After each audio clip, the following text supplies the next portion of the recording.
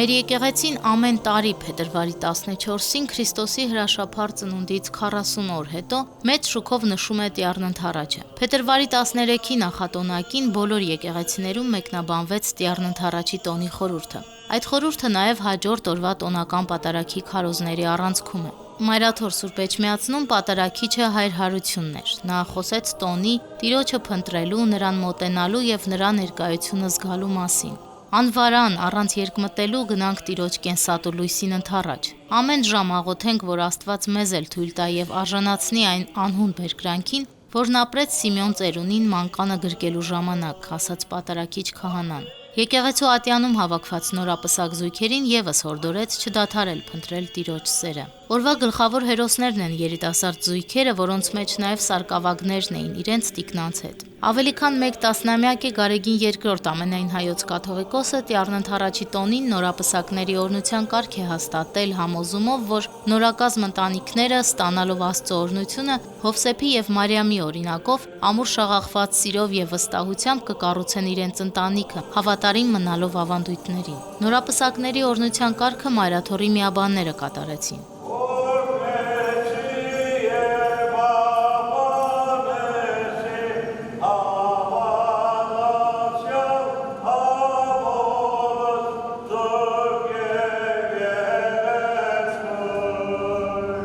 Եթե ընտրել ենք հոգևորականի, ուրեմն մենք գիտենք մեզ ինչ է սպասվում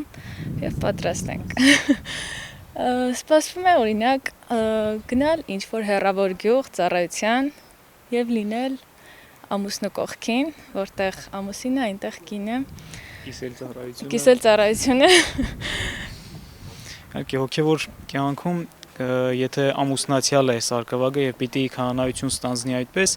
շատ կարևոր է նաև երեց կնոջ դերը, որովհետև համայնքում ոչ միայն հոգևորականի խոսքն է կարևոր այդ ժողովրդի համար, որ հիմնված է իհարկե Աստվածաշնչի վրա, այլ նույն հիմքով հոգևորականի ընտանիքի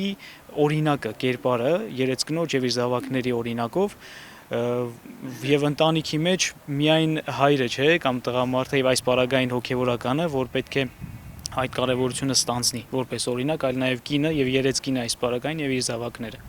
Պատարագից հետո նորապսակ սարկավագներին ընդունեց ամենայն հայոց կաթողիկոսը։ Հայրապետն իր գնահատանքն ու պատգամը փոխանցեց երիտասարդ զույգերին եւ հույս հայտնեց, որ շատերը մոտ ապագայում քահանայության աստիճան ստանալով կհամալրեն եկեղեցականների շարքերը։ Դիմելով սարկավագների կանանց, հայրապետը պատգամեց, որ նրանք իրենց ամուսինների լավագույն գործակիցն ու լծակիցը լինեն հոգևոր առաքելության ճանապարհին։ Ծանոթացել ենք Արցախում Ստեփանակերտում երիտասարդաց միության հանդիպումների ժամանակ եւ հենց այդտեղ տրվել է մեր համատեղ կյանքի սերմերը եւ փառք ենք տալիս Աստծուն, որ այսօր արդեն ունենք համատեղ ընտանիք եւ այսօր Տյառն Ընդառաջի տոնին արժանացանք հայոց հայրապետի օրհնությանը, որը շատ կարևոր է հատկապես նորաստեղծ ընտանիքի կյանքում, որովհետև առանց Աստծո եւ հատկապես վեհապար հայրապետի օրհնության շատ դժվար կլինի ապրել համատեղ կյանքը եւ հատկապես այժմ, երբ որ մարտահրավերները, դժվարությունները, խնդիրները շատ են առօրյայում եւ Աստծո օրհնությունը եւ ներգործությունը մեր կյանքում շատ կարեւոր է, որպեսզի միշտ մենք զգանք մեր կյանքի ամեն փուլում, ամեն դրվագում։ Երեսկին լինելը մեծ պարտավորություն է եւ բնականաբար մեծ համբերություն ուժ պետք է, որովհետեւ քահանային ինչ որտեղ թև տվողը հենց երեսկինն է ու ինչ որտեղ էլ նաեւ միտք տվող, ուժ տվողը բնականաբար պետք է ուժեղ լինես անկոտրում, որ կարողանաս այդ լուծը տանել։ Հրանտ Սարկավագ Ջանոյանն ու Անի Պետրոսյանը Փարաքարի Սուրբ Աստվածածին եկեղեցում են ծանոթացել, որտեղ Անի երգչախմբի կազմում է եղել։ Հիմա ընդգրկված է Երևանի օպերայի եւ բալետի ազգային ակադեմիական թատրոնի երգչախմբում։ Մեր համար ամենակարևորը այդ փոխադարձ հարգանքն է, սերն է ու ինչպես պատարագի ժամանակ նշվեց, սերը նախ առ Աստված, հետո նոր միմյանց հանդեպ հետո փոխզիջումը։ Այս համար, ինձ համար առավելապես, որպես ապագա հոգևորական եւ այժմ էլ արդեն սարկավագի ընտանիք, մեր միությունը եւ մեր համատեղ երջանկությունը կարևոր է նախ եւ առաջ, որպեսզի ինչպես պսակի խորհուրդն է մեր եկեղեցուն մեր սուրբ հայրերի միջոցով հաստատված, որպեսզի միասին համատեղ մեր կյանքի ընթացքում հասնենք մեր հոգեփրկչական հանգրվանին, այսինքն մեր հոգիները հասնեն ճշմարիտ նավահանգիստ եւ մենք ի վերջո իրար օգնելով մեր ամուսնական կյանքի ընթացքում իրար հոգիների, իրար անձերի համար աղոթելով հասնենք մեր ամենքի երկուսիս հոգիների փրկությանը։ Ծանոթացել ենք Գանձասարի վանքում, ես Արցախից եմ, իմ առաջին ուխտագնացության ժամանակ հանդիպեցի Հովհաննես Սարգսակյանին, ինքը խորանում էր, տենց իր այդ ձայնը շատ դյութեց, հետո մոռացա իր կերպարը, որ Հովհաննես Սարգսակյանն էր, եւ հանդիպեցինք դասընթացների ժամանակ 2 տարի անց արդեն տեղահանումից հետո, ու այդտեղից համատեղ աշխատանքից սկսվեց մեր սիրո պատմությունը։ Ժողովող գրքում էլ մի հետաքրքիր հատված կա, որ ասում է 3 տակ թելը հեշտ չի կտրվում, այն իմաստով, որ ընտանիքը եթե չունի Աստծո ներկայությունը, այդ տանիքը Աստծո ներկայությունն ու Աստծո խաղաղությունը չէ, շատ դժվար է լինելու զույգերի համատեղ կյանքը։ Փառք Աստծո, ես ինձ օրհնված եմ համարում, որ կինս եւս Աստծո օրհնության զգացողություն ունի եւ միասին